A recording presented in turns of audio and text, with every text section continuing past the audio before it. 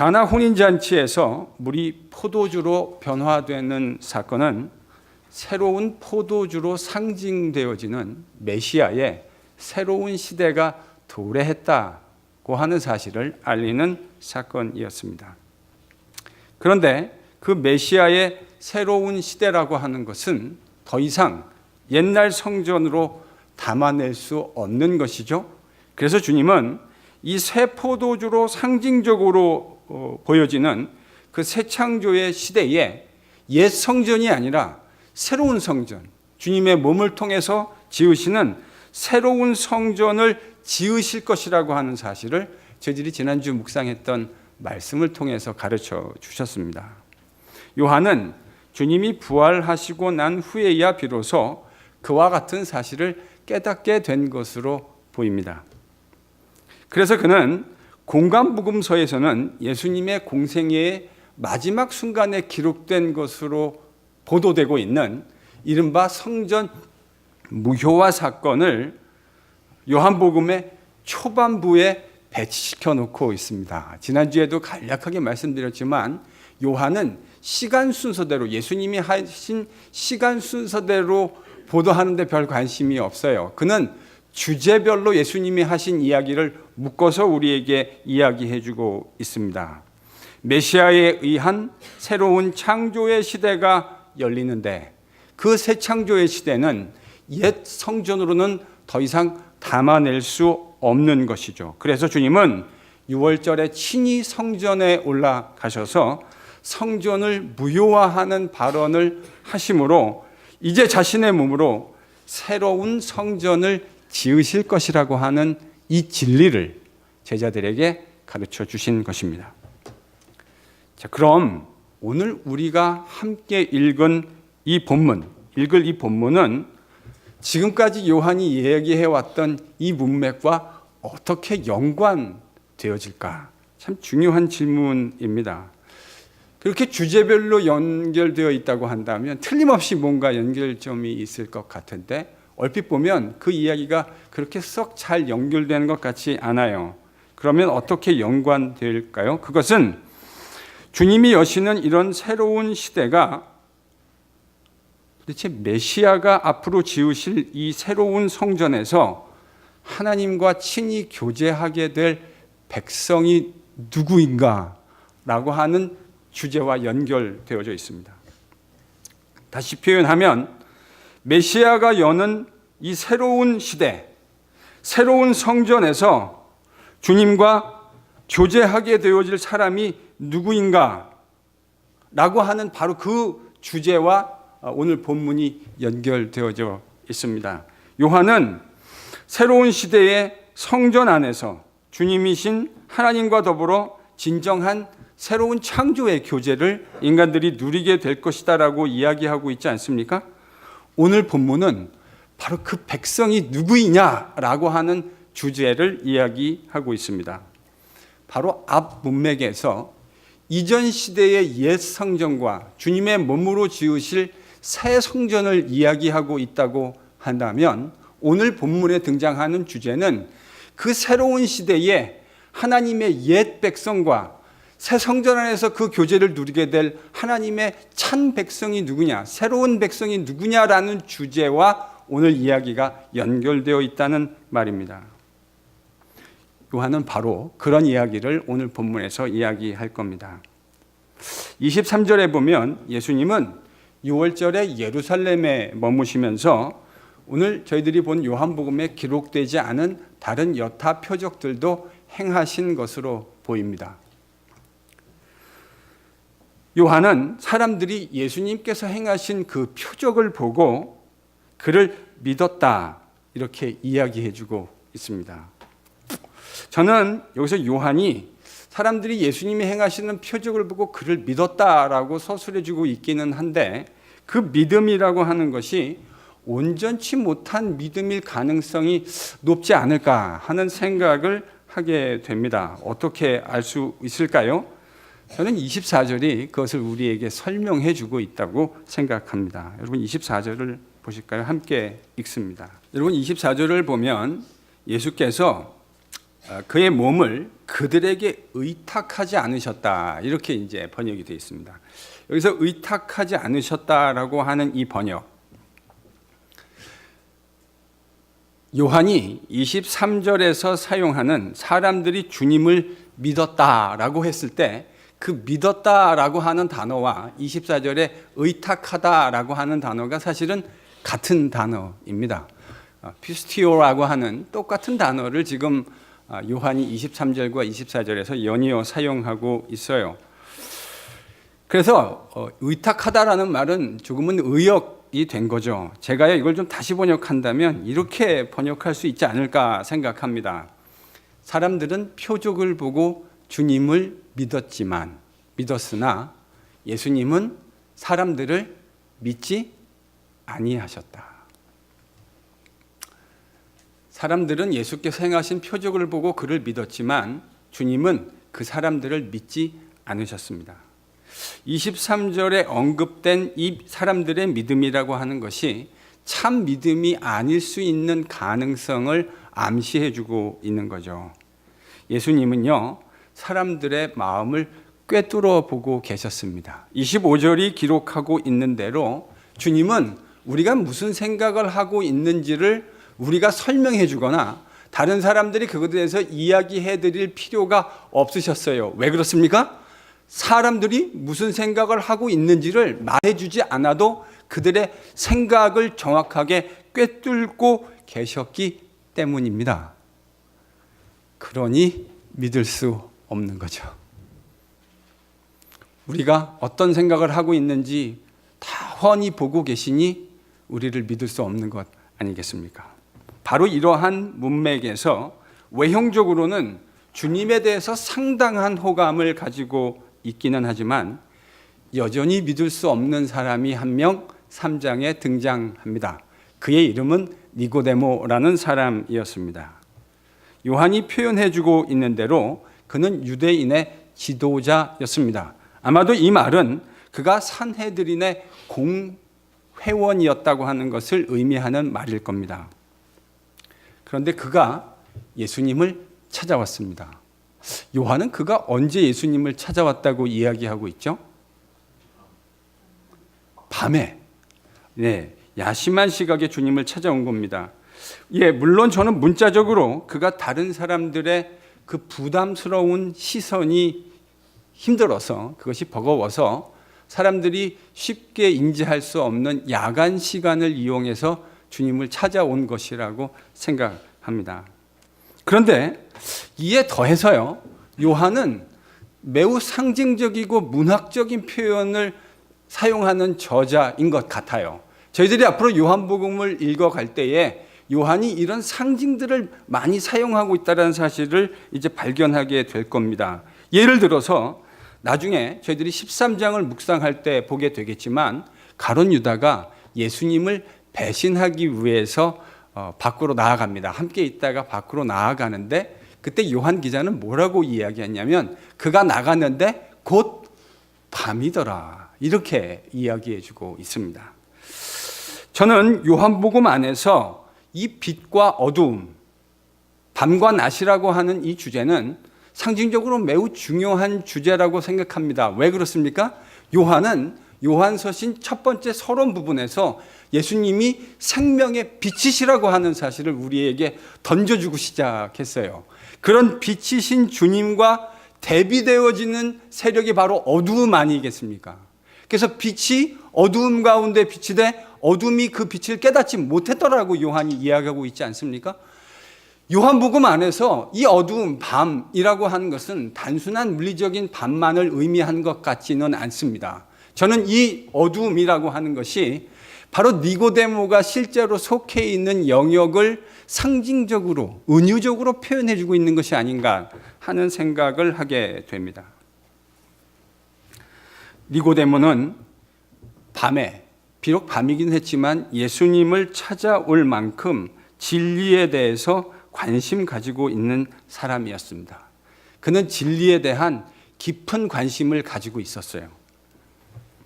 그렇지만 그는 아직 자신의 삶을 그분에게 온전히 위탁해 드릴 만큼 주님에 대한 신뢰를 가지고 있었던 것은 아닌 것으로 보입니다. 그가 말하는 것을 가만히 생각해 보면 이 이야기를 추론해 볼 수 있습니다. 여러분 2절을 한번 보시죠. 라삐여, 우리가 당신은 하나님께로부터 오신 선생인 줄 압니다. 하나님께서 함께 해주시지 않으면 당신이 행하시는 그런 표적을 할 수 없기 때문입니다. 지금 니고데모가 보기에 예수님은 누구시죠? 라삐, 선생님입니다. 그런데 그가 보기에 이 선생님은 다른 여느 선생님들하고는 좀 다른 것 같습니다. 왜냐하면 그에게는 하나님이 친히 함께 해주고 계시다고 하는 표적, 즉 사인이 나타나고 있기 때문이에요. 그러나 예수님을 선생님 정도로 인식하는 것은 예수님에 대한 온전한 이해는 요한복음에서는 저는 아닌 것 같습니다. 요한은 예수님을 어떤 분으로 인식하느냐, 바라보느냐라고 하는 문제를 매우 중요하게 다룹니다. 여러분 당장 저희들이 4장 가서 보면 사마리아 여자가 한 명 등장하지 않습니까? 근데 예수님을 만나고 난 후에 예수님과의 대화 속에서 이 여자가 예수님을 부르는 호칭이 지속적으로 변화되어집니다. 예수님과의 대화 속에서 이 여인은 예수님이 어떤 분이신지를 보다 더 선명하게, 어두움 가운데 있던, 밤 가운데 있던 여인이 빛이신 주님과의 교제를 통해서 그가 진정으로 누구이신지를 보다 선명하게 깨닫게 되어지고 고백하게 되어집니다. 아직 주님에 대해서 제대로 잘 모르고 있는 니고데모에게 주님은 정말 놀라운 사실을 이야기해 주십니다. 바로 그것이 3절의 내용입니다. 같이 읽습니다. 사람이 거듭나지 아니하면 하나님의 나라를 볼 수 없다. 여기서 이제 거듭이라고 하는 부사, adverb를 저희들이 조금 주목해 봐야 할 것 같습니다. 요한이 실제 사용한 단어는 아노센이라고 하는 단어입니다. 이 표현은 신약 성경에서 두 가지 의미로 번역되었습니다. again이라는 의미로도 번역이 되어지고요. 그리고 요한에서는 사실은 이 아노센이라는 단어가 총 5번 등장합니다. 요한복음 안에 5번 등장하는데 저는 그 5번 모두 위로부터라는 의미로 번역되어야 된다고 생각합니다. 위로부터, 아노센, 위로부터, from above. 여러분 당장 멀리 가실 필요도 없이 31절, 3장 31절을 한번 보십시오. 시작하는 단어가 뭐죠? 3장 31절. 위로부터 오시느니. 그러니까 위로부터 오시느니 할 때 그 위로부터라는 단어가 바로 여기에 사용된 아노센이라고 하는 단어예요. 거듭이라는 말로도, again이라는 말로도 번역될 수 있지만 요한복음에서 5번 사용됐는데 예외 없이 5번 모두 from above라고 하는 의미로 사용되어지고 있습니다. 그러니까 주님이 하신 말씀, 너희가 거듭나지 아니하면 하나님 나라를 볼 수 없다라는 말은 제가 다시 번역한다면 너희들이 위로부터 나지 아니하면 하나님의 나라를 볼 수 없다라는 말로 바꾸어 번역할 수 있을 것 같아요. 저는 그렇게 번역하는 것이 요한복음에서 더 적절한 번역이 아닌가 생각합니다. 위로부터 나지 아니하면 하나님의 나라를 볼 수 없다. 그럼 주님은 왜 니고데모에게 이와 같은 이야기를 말씀하시는 걸까요? 제가 지난번에 말씀드렸죠. 예수님이 요한복음에서 진실로 진실로 내가 너희에게 이르노니 아멘 아멘이라는 말씀을 하실 때는 하나님의 중요한 영적인 진리를 계시해 주시는 내용이라고 말씀드리지 않았습니까? 앞으로 지속적으로 이 표현이 나올 텐데요. 주님께서 지금 위로부터 나지 않으면 하나님의 나라를 볼 수 없다고 말씀해 주셨습니다. 그럼 주님은 왜 이런 말씀을 하고 있는 것인가? 저는 그것이 니고데모를 비롯해서 그와 유사한 생각을 하고 있는 사람들의 그 잘못된 사고를 주님이 교정시켜 주시려는 의도를 가지고 있는 것이라고 생각합니다. 당시 니고데모를 비롯한 경건한 유대인들, 경건한 바리새인들은 하나님의 나라가 이 땅 가운데 도래하면 구약 성경에 근거해서 누가 제일 먼저 알아볼 것이라고 생각하고 있었습니까? 자기 같은 경건한 유대인들, 바리새인들. 여러분, 바리새인이라는 말은 오늘날 별로 좋지 않은 의미의 위선자라는 말과 거의 동급으로 사용되지만 예수님 당시의 바리새인이라는 말은 존경받는 하나님의 거룩한 백성이라는 말과 바꿨을 수 있는 그런 단어였습니다. 그래서 바리새인이었던 니고데모는, 그리고 공회 의원이었어요. 요즘으로 치면 유대 사회의 엘리트 가운데 엘리트입니다. 바리새파 출신의 공의회, 최고 공의회 사내들인의 멤버였다고 하는 것은 유대 사회 최고의 엘리트 가운데 한 명이라는 뜻이에요. 그러니까 이 사람이 왔을 때 예수님께 무슨 마음으로 온 거겠습니까? 그런 하나님의 나라가 온다면 누가 가장 먼저 그 하나님의 나라를 바라보고 깨닫게 될 거라고 생각하고 온 거예요? 바로 자기 같은 사람이요. 예수님이 바로 그 하나님의 나라를 갖고 오신 뭔가 something special한 것이 주님께 보이는데 바로 그런 마음을 가지고 니고데모가 예수님에게 찾아온 겁니다. 바로 그런 니고데모에게 주님은 하나님의 나라를 보려면, 즉 경험하려면 어떻게 해야 한다고 말씀하십니까? 위로부터 나아야 한다. 위로부터 출생해야 한다라고 가르쳐 주고 계시는 겁니다. 요한복음에 보면요, 예수님이 무엇을 말씀하실 때, 이런 영적인 진리를 가르쳐 주실 때 종종 사람들이 그 말씀의 의미를 오해하는 이야기가 참 많이 등장합니다. 여러분, 당장 지난주에 저희들이 예수님이 그렇게 말씀하셨잖아요. 너희가 이 성전을 헐라, 그럼 내가 3일 만에 다시 일으키리라, 에게이로 하시겠다 했더니 사람들은 이 말을 무슨 의미로 이해했어요? 물리적인 성전을 다시 세우겠다. 건축업자였던 예수님이 그것을 다시 세우겠다는 말로 오해하지 않았습니까? 주님은 메시아 시대, 즉 하나님이 다스리는 그 통치를 경험하려면 위로부터 출생해야 한다라고 하는 이야기를, 이 진리를 가르쳐주고 계신데 니고데모도 그 말씀을 오해합니다. 그래서 그는 4절에서 이렇게 이야기하죠. 되묻습니다. 사람이 늙으면 어떻게 날 수 있습니까? 어머니의 모태에 들어갔다가 다시 날 수 있습니까? 예수님의 말씀을 잘못 오해한 거죠. 2장에서 성전에 관련된 발언을 사람들이 오해했던 것처럼 니고데모는 예수님이 하신 말씀의 의미를 오해했습니다. 그래서 참 희한하고 회개한 질문을 주님께 던졌습니다. 위로부터 난다, 이 말씀을 단순히 다시 태어나는 것으로 니고데모가 오해한 거죠. 그래서 주님은 위로부터 출생, 오해하고 있는 니고데모에게 위로부터 난다는 것이 무엇인가 하는 그 의미를 5절에서 다시금 설명해 주십니다. 여러분, 5절 같이 읽습니다. 사람이 물과 성령으로 나지 않으면 하나님 나라에 들어갈 수 없다.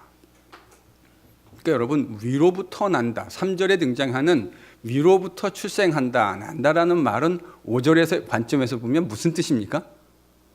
물과 성령으로 난다. 위로부터 나지 아니하면 하나님 나라를 볼 수 없다. 물과 성령으로 나지 아니하면 하나님 나라에 들어갈 수 없다. 말은 바뀌었지만 두 이야기는 정확하게 같은 개념을 이야기하고 있는 것입니다. 그럼 질문해 봐야 합니다.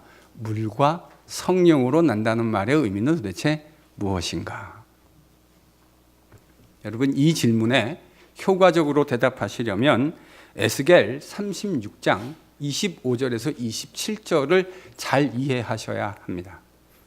구약 1208페이지입니다. 에스겔 36장 25절에서 27절을 함께 읽습니다. 구약 1208페이지입니다. 여러분, 지금 에스겔이 36장에서 이야기하고 있는 그 표현에 보면 물과 성령이라고 하는 표현이 등장하지 않습니까? 여러분, 이 물과 성령이라고 하는 것은 지금 우상 숭배로 더럽혀진 이스라엘을 하나님이 물로 깨끗하게 정결하게 쓰시고 성령으로 그들의 마음을 새롭게 부드럽게 하나님을 예배하는 백성으로 새로 만드실 것이라고 하는 것을 바로 이야기하는 바로 그 장면입니다. 그래서 여러분이 너무 잘 아시는 이 36장 다음의 이야기가 무슨 얘기냐면 에스겔 37장에 마른 뼈들을 하나님이 생기를 불어넣으셔서 그 마른 뼈가 사람으로 다시 회복되어지는 이상을 에스겔에게 보여주시지 않습니까? 바로 그 역할을 누가 하신다고 에스겔은 이야기했냐면 하나님의 성령께서 그 사역을 감당해 가실 것이라고 이야기해 주었습니다. 그런데 예수님이 지금 바로 그 에스겔 36장과 37장의 표현이 머릿속에 이렇게 메아리가 되는 바로 그러한 표현을 사용하셔서 지금 예수님께서 이 말씀을 하고 계시다고 하는 것은 무엇을 뜻하는 것일까요? 에스겔이 예언했던 물과 성령으로 그의 백성을 정결하게 하고 새롭게 해서 하나님을 섬기는 새로운 백성이 되겠다 했던 바로 그 에스겔의 약속과 예언이 예수님을 통해서 이루어지고 있다라고 하는 바로 그 사실을 예수님께서 니고데모에게 가르쳐 주시는 겁니다.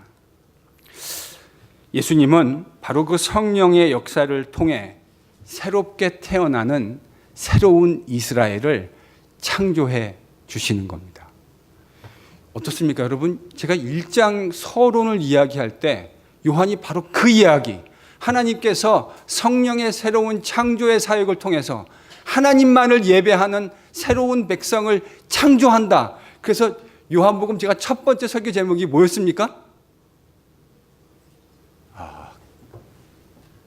새 창세기, 새 창조.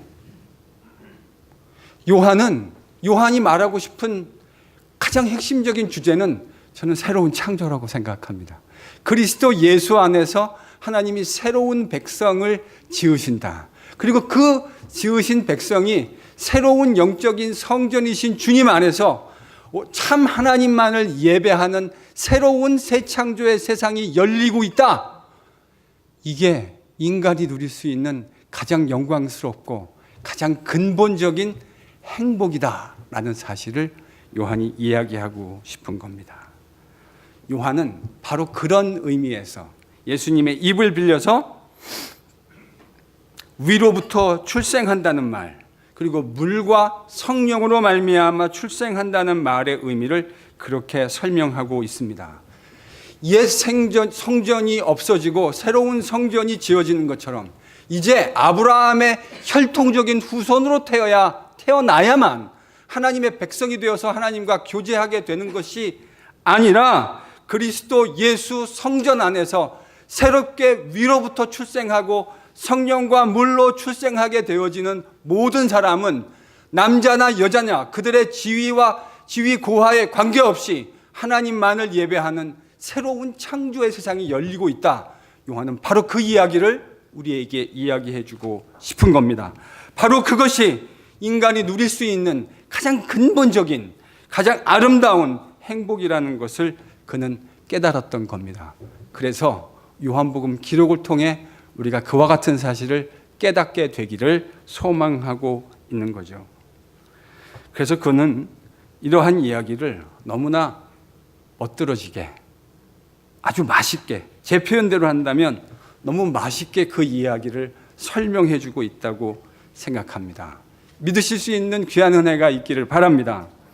여기에 함께 모인 우리 모두는 그리스도께서 새롭게 성령을 통해 새롭게 창조해 주시는 그 복을 새 성전이신 주님 안에서 함께 누리고 사는 귀한 하나님의 사람들입니다.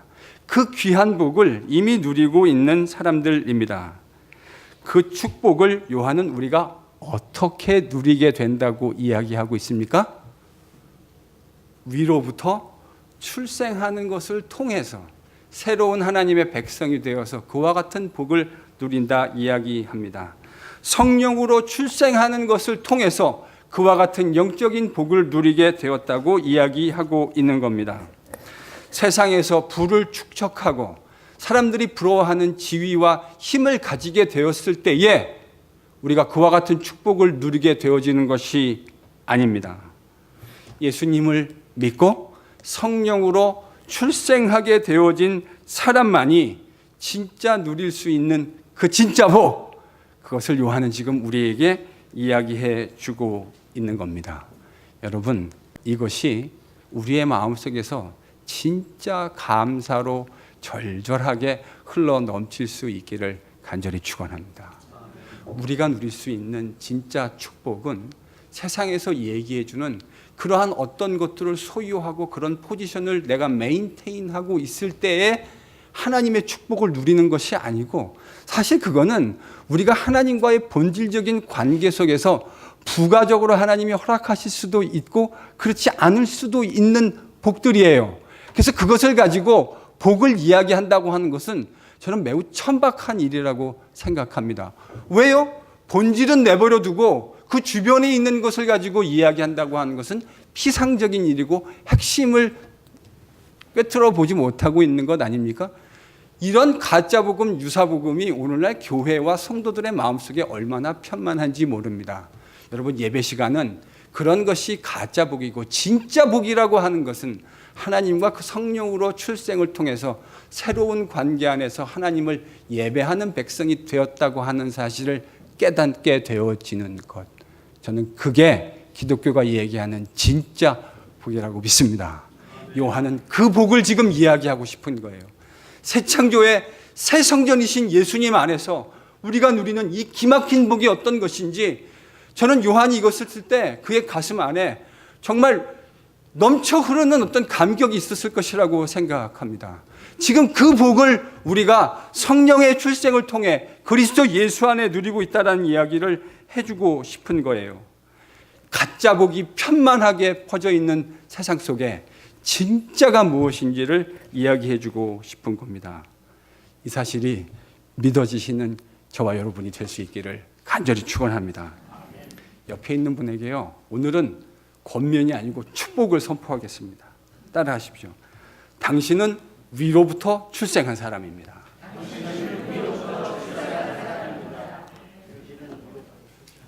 네, 아직 안 끝났습니다. 성령으로 출생한 사람입니다. 그래서 복된 사람입니다. 위로부터, 하늘로부터 출생했고 성령으로부터 출생해서 새로운 피조물로 지음을 받았기 때문에 여러분, 그게 우리가 누리는 진짜 축복이에요. 바로 그렇기 때문에 염려할 상황이 주어지더라도 우리는 염려하지 않을 수 있습니다. 하늘 아버지가 우리의 모든 상황을 보시고 take care 해 가시기 때문입니다. 영어에 이런 표현이 있죠. Everything is under his control. 하나님이요, 어떤 상황을 지나가더라도 우리 아까 찬양할 때 염려다 맡기라, 그가 돌보시니, 그의 새 창조의 피조물 그리스도 예수 안에서 성전으로 빚어가시는 그 거룩한 피조물을 우리 주님께서 그의 의로운 오른손으로 붙드시고 오늘도 지켜가시는 줄로 믿습니다. 믿으실 수 있는 은혜가 있기를 바랍니다. 그러니 염려를 던져버려야죠. 믿음을 던져버리면 안 되죠. 염려를 던져버려야죠. 바로 이런 이유 때문에 염려라는 것이 단순히 심리적인 저는 현상이라고 생각하지 않아요. 그건 영적인 현상입니다. 여러분, 하나님을 믿고 내가 새로운 창조의 피조물이라는 사실을 믿으면 그 안에서 염려가 자리할 수 있는 공간이 없습니다. 왜냐하면 하나님이 컨트롤하시고 인도해 가실 거란 사실을 분명히 확실히 믿기 때문입니다. 그런 예배의 자리에 있는 것이 여러분 얼마나 큰 축복입니까? 저는 이 예배의 자리가 우리가 어떤 복을 누리고 사는 사람인 것인가를 끊임없이 기억하고 리마인드 되어지고 재확인하는 자리여야 한다고 생각합니다. 그것이 우리의 예배가 가지고 있는 의미 중 하나입니다. 하나님을 경배하고 하나님을 경배하는 자가 어떤 축복을 누리고 사는지를 기억하는 거죠. 동시에 저는 오늘 말씀을 통해서 이 귀한 축복은 사람의 결단이나 사람의 의지로 되는 것이 아니다라는 사실도 정말 깊이 묵상하게 되어집니다. 위로부터 출생하고 성령으로부터 출생하는 것은 사람의 의지나 결단으로 되는 것이 아닙니다. 오로지 누가 하셔야만 합니까? 성령께서 그것을 주관해 가셔야만 이 일들이 일어난다는 사실을 깨닫게 됩니다. 사람이 할 수 있는 것이 아니고요. 성령께서 역사하셔야 사람의 마음이 바뀌어집니다. 성령께서 역사하셔야 우리가 새롭게 될 수 있는 축복을 오늘 본문은 이야기하고 있습니다. 혈통으로 되지 않습니다. 육정으로 되지 않습니다.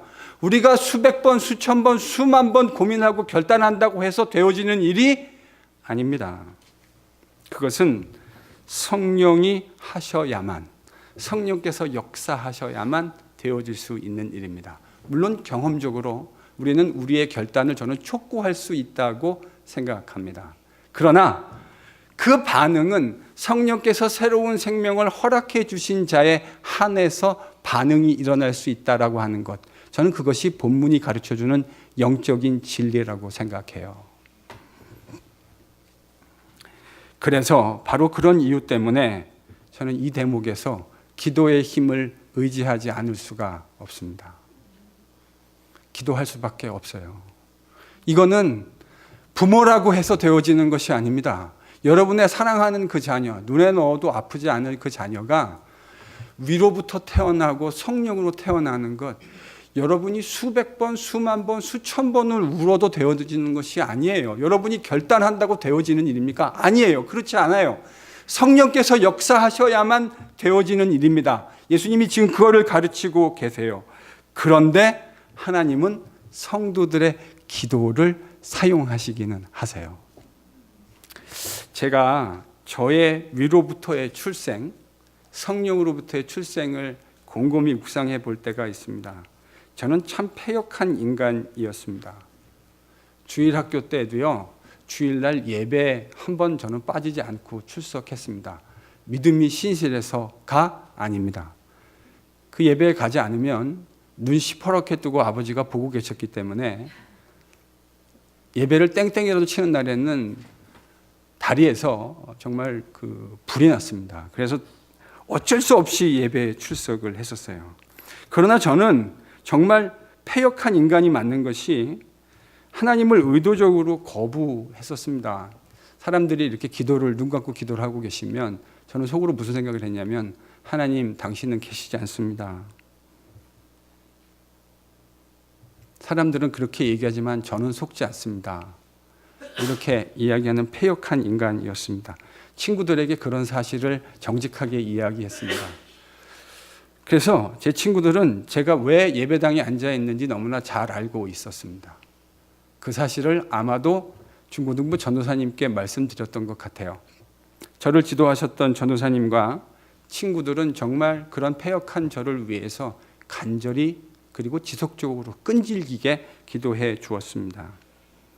그들의 그 끈질긴 간절한 기도의 덕분에 저는 하나님의 응답으로, 그들의 기도에 대한 하나님의 응답으로 위로부터의 출생, 성령으로 출생하게 되어지는 귀한 복을 누리게 되었습니다. 그리고 지금 이 자리에서 그 생명이신 주님의 복음을 여러분과 나누고 그 말씀에 대해서 증거하며 여러분을 섬길 수 있는 정말 세상이 말할 수 없는 영광스러운 직분을 감당하게 되었습니다. 이 모든 일들이 성령으로 인해 되어졌다고 하는 사실을, 그리고 이 모든 일들이 나보다 먼저 믿은 귀한 믿음의 백성들의 간절한 끈질긴 기도에 대한 하나님의 응답이었다고 하는 사실을 저는 나중에 요한복음을 깊이 묵상하다가 깨닫게 되었습니다. 사랑하는 성도 여러분, 그러니 새 창조의 백성이 되어 하나님을 섬기는 이 귀한 특권, 우리 믿음의 선배들이, 우리 부모님들이, 귀한 우리가 만났던 교육자들이, 친구들이 우리를 위해 기도해 주신 결과로 우리는 위로부터 출생하는, 성령으로 말미암아 출생하게 되어지는 이 귀한 복을 누리게 된 것 아닙니까? 그러니 우리가 우리 주변에 있는 친구와 가족들, 사랑하는 부모, 형제, 우리 옆에 있는 지인들에게 무엇을 해야 하겠습니까? 바로 그와 같은 진리의 복음을 이야기하고 그들도 새 창조의 피조물로 함께 지어져 가는 이 아름다운 일에 동참해야 하지 않겠습니까? 가장 강력한 방법이 무엇일까요? 그들을 위해 기도해 주는 겁니다.